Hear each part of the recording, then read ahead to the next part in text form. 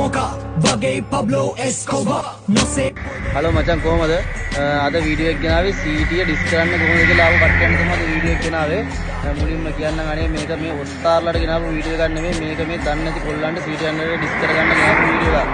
ඔස්තාර් comment නම් මට එපා. ඒක මුලින්ම කියන්නම් දැන් අපි යමු වීඩියෝ එක බලන්න. Vagay hanguna tanka ve ritu badalta hai tu kyun hal karan mein shunna mein rehte hello මචංලා කොහමද?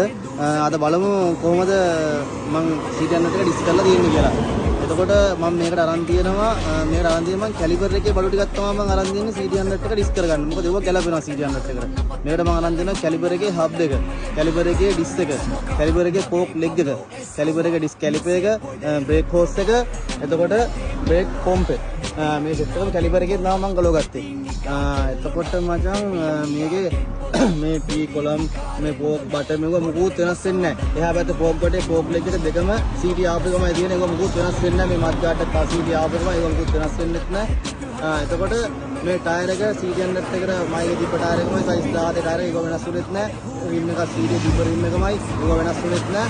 ඒතකොට මේ වෙනස් වෙලා තියෙන්නේ හබ් එකයි ඩිස් එකයි කෝක් ලෙග් එකයි මේ සෙට් එකට මයි කරලා තියෙනවා. ඒක තමයි වෙනස් වෙලා තියෙන්නේ මේකට.